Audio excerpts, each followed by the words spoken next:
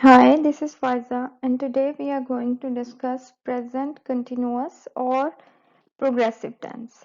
It is the basic English grammar course, and we are discussing tenses. So let's start. Present continuous slash progressive tense. These are the names of one sentence that is present continuous tense, and this is the aspect under tense that is present tense.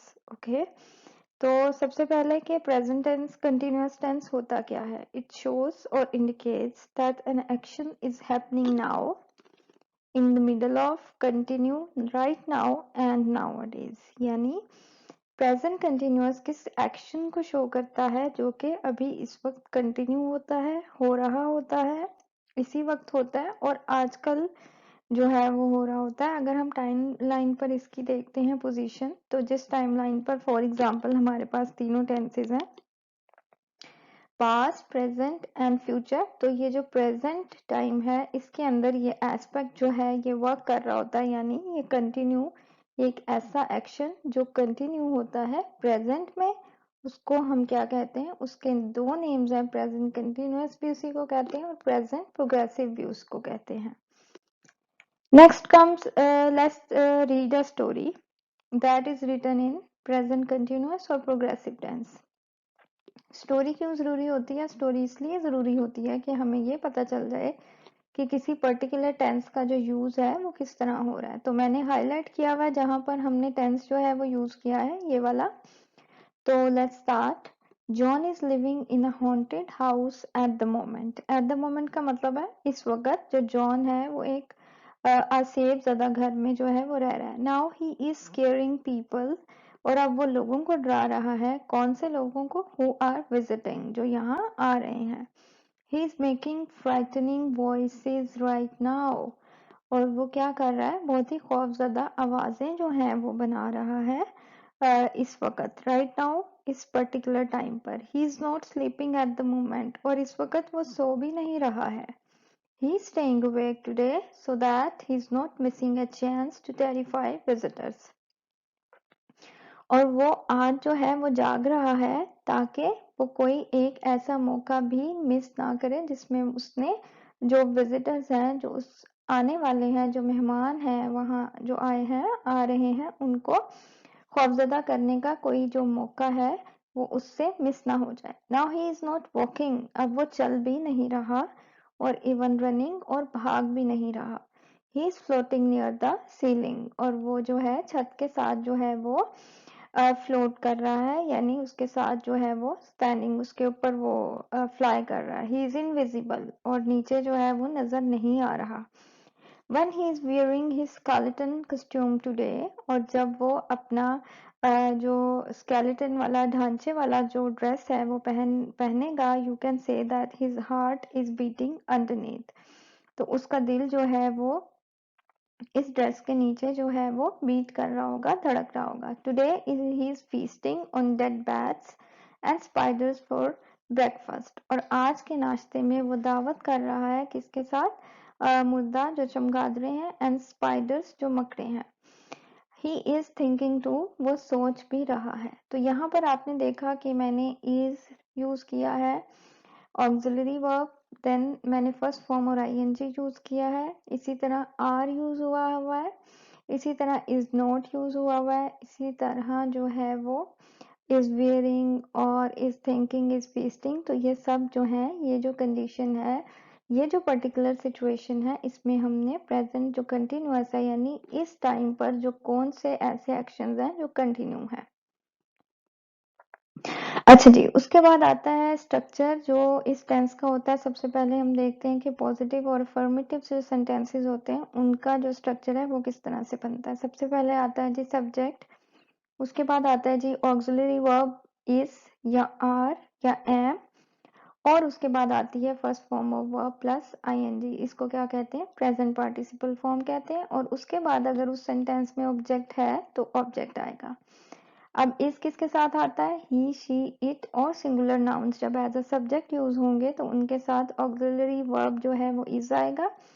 अगर I subject होगा तो उसके साथ जो auxiliary verb होगा वो am होगा, और अगर subjects we, you, they and plural nouns होंगे तो उनके साथ जो ऑक्सिलरी वर्ब है वो are आएगा। अच्छा, इसकी एग्जाम्पल जो है वो मैंने यहाँ पर शो की है। You can see that we have taken different subjects and different nouns and pronouns and we have shown the use of auxiliary tenses, auxiliary verbs and main verbs, and these are all positive or affirmative sentences. Now moving towards negative sentences, this is very बहुत ही simple के tense है, क्योंकि इसमें हमें बहुत ज़्यादा कोई technical नहीं चाहिए स्ट्रक्चर, जस्ट हमने नेगेटिव बनाते हुए एडिशन ऑफ नोट कर देना है, यानी एक नोट को जो है एंटर कर देना है इसके साथ। जैसे ही हम अच्छा, और एंटर इसको कहाँ करना है, जो हमारा ऑक्सिलरी वर्ब है इज आर एम, उसके बाद हम नोट लगाएंगे और देन हम अपना मेन वर्ब जिसे हम प्रेजेंट पार्टिसिपल कह रहे हैं वो लगाएंगे। उसी तरह जो कुछ सब्जेक्ट्स हैं जिनके साथ इज आएगा, कुछ के साथ एम आएगा और कुछ के साथ आर आएगा। अच्छा, इसकी भी एग्जांपल्स आप देखें कि ऑक्सिलरी जो वर्ब है इज और जो हमारा मेन वर्ब है रनिंग, उसके दरमियान में जो है वो नोट का एडिशन हुआ है।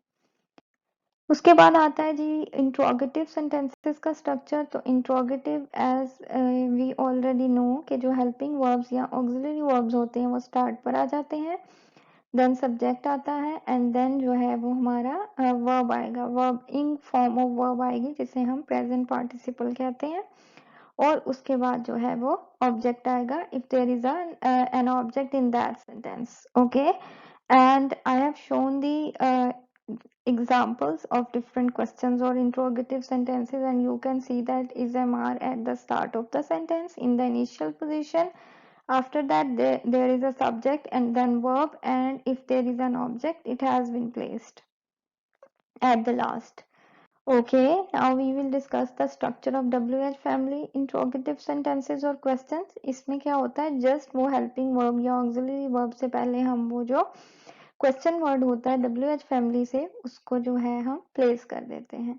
अगर हम इसकी एग्जांपल देखें तो आपको WH फैमिली जो वर्ड्स हैं, जो क्वेश्चन वर्ड्स हैं वो स्टार्ट पर नजर आ रहे हैं, इसके बाद ऑक्सिलरी, इसके बाद सब्जेक्ट, देन हमारा वर्ब जो प्रेजेंट पार्टिसिपल है एंड देन हमारा ऑब्जेक्ट। अच्छा, ये एक टेबल मैंने बनाया है जिसमें मैंने कुछ एग्जांपल जो है वो शो की हैं। जो प्लस का साइन है वो इंडिकेट कर रहा है कि जी ये पॉजिटिव सेंटेंसेस हैं, अफर्मेटिव सेंटेंसेस हैं। जो माइनस का साइन है वो नेगेटिव सेंटेंसेस को शो कर रहा है, और जो क्वेश्चन मार्क का साइन है वो क्वेश्चंस को शो कर रहा है। तो ये चार्ट जो है एग्जांपल्स के लिए, उनकी डिफरेंशिएशन के लिए काफी जो है वो इलेबोरेटिव है। Next come the main thing, that is the use of present continuous और progressive tense। तो इसके लिए मैंने एक ग्राफिकल जो इसकी रिप्रेजेंटेशन है वो बनाई है। अगर आप देखें तो इसके सबसे कॉर्नर पे प्रेजेंट कंटिन्यूअस और प्रोग्रेसिव टेंस जो है वो लिखा हुआ है। इसका प्रेजेंट में जो यूज है वो 4 तरीकों से हो रहा है, वो 4 सिचुएशंस है, जिनमें से फर्स्ट सिचुएशन है अनफिनिश्ड एक्शंस। प्रेजेंट कंटिन्यूअस और जो प्रोग्रेसिव टेंस होता है वो अनफिनिश्ड एक्शंस में होता है, यूज होता है, और नाउ जो अभी हो रहे होते हैं, और उनके साथ कौन सा टाइम एक्सप्रेशन यूज होता है, नाउ, एट द मोमेंट। उसके बाद आती हैं जी अनोइंग हैबिट्स। जो अनोइंग होती हैं यानी कोई ऐसी जो अच्छी हैबिट्स नहीं होती, तो उनके साथ हम क्या यूज करते हैं, ऑलवेज यूज करते हैं, फॉरएवर यूज करते हैं, कॉन्स्टेंटली यूज करते हैं। ये ऐसी हैबिट्स होती हैं जो अच्छी नहीं होती, अनोय करने वाली होती हैं। देन आती हैं जी टेम्परेरी सिचुएशंस। टेम्परेरी सिचुएशंस ऐसी होती हैं जो बहुत ही आर्जी होती हैं, वक्ती होती हैं, फॉर द टाइम बीइंग होती हैं, लॉन्ग टर्म नहीं होती। इनमें हम क्या यूज करते हैं, एट द मोमेंट, यानी सिर्फ इस लम्हे ऐसा हो रहा है, फॉर अ फ्यू वीक्स यानी कुछ हफ्तों से ऐसा हो रहा है, for a couple of month यानी 1-2 महीनों से ऐसे हो रहा है। उसके बाद आता है जी प्रेजेंट में इसका फोर्थ यूज जो है वो है टेम्पररी हैबिट्स का। टेम्पररी हैबिट्स वो होती हैं जो आपकी वक्ती आदतें जो है वो बनी होती हैं, शुरू से आपकी आदत नहीं है, वो थोड़ा सा अरसा हुआ है जिसमें आपकी वो आदत बनी है। इसके साथ हम क्या यूज करते हैं, at the moment and these days, यानी इन दिनों में मैं ये कर रहा हूँ। उसके बाद आता है जी प्रेजेंट कंटिन्यूअस का फ्यूचर में यूज। तो फ्यूचर में यूज इसका क्या होता है कि डेफिनेट और जो स्केड्यूल्ड फ्यूचर प्लान्स होते हैं उनमें भी हम प्रेजेंट कंटिन्यूअस जो टेंस है वो यूज करते हैं। फॉर एग्जाम्पल जो ट्रेन का स्केड्यूल होता है वो आपको कंफर्म होता है तो ट्रेन कल जाएगी, तो इसके लिए हम जो है यूज कर सकते हैं क्या, प्रेजेंट कंटिन्यूअस टेंस जैसे। और टाइम एक्सप्रेशन इसके साथ आएगा tomorrow, later, at 7 PM tonight and on Tuesday, यानी जो बाद में आने वाला ट्यूसडे है। अब इन यूजेस की कुछ एग्जांपल जो हैं वो मैंने नेक्स्ट स्लाइड पे शो की हैं। Unfinished actions, I am working at the moment, यानी अभी मैं काम कर रहा हूँ, मेरा काम खत्म नहीं हुआ। Temporary situations, he is living in London, यानी एक आर्जी जो है वो सिचुएशन है, आजकल ऐसा हुआ है। Temporary habits, he is eating a lot these days, ये वो हैबिट है जो वो शुरू से नहीं करता आ रहा बल्कि उसने अभी कुछ दिनों में शुरू किया, इन दिनों में शुरू की हुई है। Annoying habits, you are always losing your keys, यानी ये कोई अच्छी आदत नहीं है और वो हमेशा आप करते हैं, तो that is annoying habit. Definite future plans, I am meeting my father tomorrow, तो कल है, definite है, particular action है, future का action है, तो उसमें हम क्या यूज कर रहे हैं, present continuous tense यूज कर रहे हैं। अच्छा, उसके बाद जो नेक्स्ट है वो है, इसमें एक जो सबसे इम्पोर्टेंट पॉइंट है वो ये है कि जो हमारे स्टेट वर्ब्स होते हैं उनकी कोई भी इंग फॉर्म नहीं होती, हम उनको प्रेजेंट कंटिन्यूअस की सेंस में या प्रेजेंट प्रोग्रेसिव टेंस की सेंस में बिल्कुल भी यूज नहीं कर सकते। अच्छा, स्टेट्स क्या होती हैं, ये एक ऐसा वर्ब होता है जिसको अ स्टेट ऑफ बीइंग, हालत जिसको कहते हैं, या सिचुएशन को डिस्क्राइब करने के लिए किया जाता है। ये क्या बताता है, हाउ समथिंग इज, कोई चीज किस तरह से है, हाउ समथिंग फील्स, किस तरह से वो महसूस की जाती है, और अपीयर्स, जाहिर होती है, नजर आती है। The situations illustrated by state verbs are unchanging, ये बदलती नहीं है, while they last and continue for a long or indefinite time period, जैसे I own, तो ये एक लंबा पीरियड के लिए हो सकता है। इसी तरह I feel जो है वो मैं ये महसूस करता हूँ, तो ये सारी जो स्टेट्स की कैटेगरी में आता है। नेक्स्ट जो स्लाइड है वो इन वर्ब्स को, जो स्टेट वर्ब्स हैं इनको शो कर रही है। कुछ वर्ब्स ऑफ फीलिंग दिए हुए हैं, कुछ वर्ब्स ऑफ थिंकिंग दिए हुए हैं, कुछ वर्ब्स ऑफ सेंसेस दिए हुए हैं, और कुछ जो है वो रैंडम अदर्स कैटेगरी में कंटिन्यूअस जो वर्ब्स हैं, जो स्टेट्स हैं, वो दी हुई हैं। अब स्टेट्स जो हैं वो आईएनजी फॉर्म नहीं होती उनकी। For example, I am hating, I am liking, I am believing, I am testing, I am smelling, I am owning, I am belonging, ये जो है ये गलत एक्सप्रेशन है। हाँ, स्पोकन में आप ये वाले एक्सप्रेशन यूज कर सकते हैं, लेकिन जहां तक रिटन लैंग्वेज का ताल्लुक है वो फॉर्मल होती है, और फॉर्मल में हम स्टेट्स की जो कंटिन्यूअस फॉर्म है वो नहीं लिखते। अच्छा जी, उसके बाद है जी ये उर्दू टू इंग्लिश कुछ सेंटेंसेस की मैंने ट्रांसलेशन की है आपकी अंडरस्टैंडिंग के लिए। वो खाना खा रहा है, ही इज ईटिंग फूड, वो भाग रही है, she is running. Ahmad TV देख रहा है, अहमद इज वॉचिंग टीवी, मैं चल रहा हूँ, आई एम वॉकिंग। हम जा नहीं रहे हैं, वी आर नॉट गोइंग। लड़कियां सच नहीं बोल रही हैं, girls are not speaking the truth. क्या बच्चे शोर मचा रहे हैं, आर चिल्ड्रन मेकिंग नॉइज, क्या वो क्रिकेट खेल रहे हैं, आर दे प्लेइंग क्रिकेट।